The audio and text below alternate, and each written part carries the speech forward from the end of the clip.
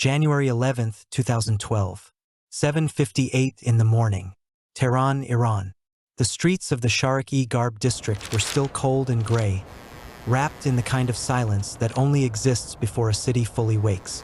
Mostafa Ahmadi Roshan kissed his wife goodbye, picked up his briefcase, and stepped into the pale winter light toward his waiting car. He was 32 years old. He was a deputy director at the Natanz uranium enrichment facility, and he had less than 4 minutes left to live. A motorcycle appeared from a side street without sound, without hurry, as if it belonged to the morning itself. The rider leaned slightly as he passed the moving vehicle. A magnetic bomb, no larger than a paperback novel, attached to the door in under 2 seconds. The explosion that followed was precise, contained, and absolute. By the time Iranian emergency services arrived, there was nothing left to investigate except the silence the operation had already vanished into. This was not an isolated incident. It was the fifth. In less than 4 years, 5 of Iran's most critical nuclear scientists had been killed on the streets of their own country. Each death engineered to look different, each one sending the same message.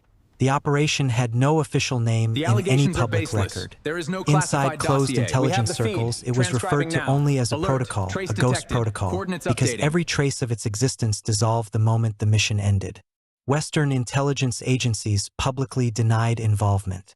Privately, the architecture of these operations pointed unmistakably toward a single source, Unit 8200, the Signals Intelligence Division of the Israeli Defense Forces, operating in deep coordination with Mossad's Qaeda, the most secret of assassination unit Watch on out Earth. for the cart. What made this campaign different from ordinary targeted killings was not the violence. It was the patience. Each target had been under passive surveillance for months, sometimes years. Movements mapped, routines memorized, vulnerabilities cataloged with clinical detachment. The operatives involved never entered Iran carrying weapons. The weapons were already there, placed by networks of local assets recruited over years through financial pressure, ideological persuasion, or quiet blackmail. The men who pressed the triggers were ghosts in the most literal sense. They existed in Iran only long enough to complete a single action, and then they were gone, absorbed back into the noise of ordinary life before the smoke had cleared.